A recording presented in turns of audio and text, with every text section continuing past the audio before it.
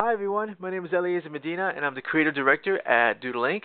And one of the things I wanted to give today is a glass tour of our animation process here, or how I approach animation. I've been doing this for kind of like 20 years now, and these are the kind of a few tricks of the trade, but I don't want to get too much into it. But I want to kind of show you why this is going to be a really great game and why it's going to be different from a lot of games that you play. Here we have the shaman, and one of the things that you have to kind of like understand about animation is almost like, you go to school and you kind of understand where there's volume, there's squash, there's stretch, there's lines, and and I think that one of the cool things about like even this glass tour is you might not get everything from me that I can teach you, but it's definitely like maybe one or two things that you might not have thought about, and this is what I get when I go to lectures and stuff like that.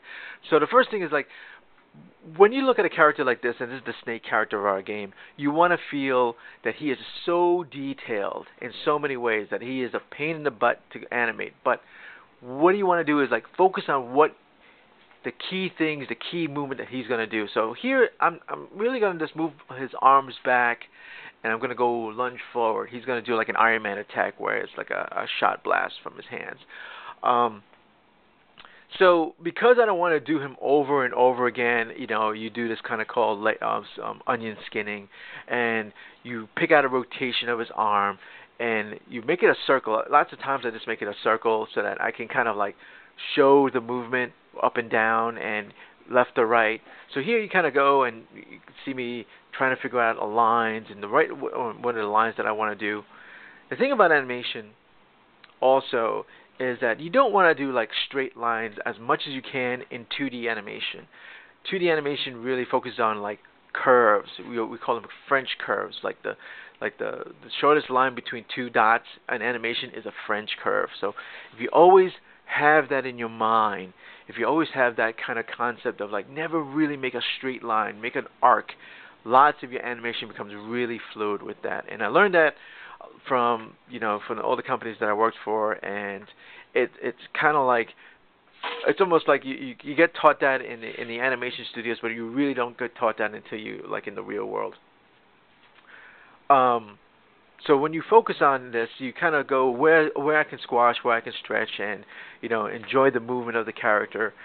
I think this is going to be a really great game because one of the things that I'm seeing like these Pokemon ripoffs and all these kind of games is like they all have like the one image, and they paint the one image really pretty, and they gotta go, oh, collect this one image, and he's just gonna move left and right and then squash and then move right and left. And I really wanted to give as much as a feature film quality animation that I can in these games, and that's going to be a kind of exciting because there is still a memory issue in these games. There's still kind of things that you want to focus on about how much information you get in these games. But if you focus on key drawings, animation keeps talking about key drawings, you're really focusing on the most powerful like comic book artwork that you can do. And I worked at I was an intern many years ago at Marvel Comics, and I was there with Jim Lee and Tom McFarlane, and you hear what they say, and a lot of it what they do, and this is almost like 20 years ago, and I'm still still looking at those ideas too, is volume and mass and perspective. A lot of it, when you see especially Tom McFarlane's artwork, you see his hands come out, and then he loops it all around to the body, and you have this kind of like maybe the anatomy is not right, but there's a lot of energy, and you bring that energy to your drawings. And if you really focusing on that, one of the things that you begin to understand is kind of like the silhouette of an animation character.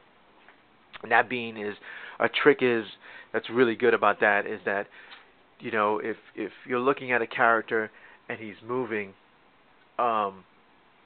pretend there's a moon behind him. So all you do is focus on his silhouette. And if you can see what he's doing with just that black silhouette moving around, then you really have a really good animation kind of thing. So always feel your drawings. Always kind of look at your lines.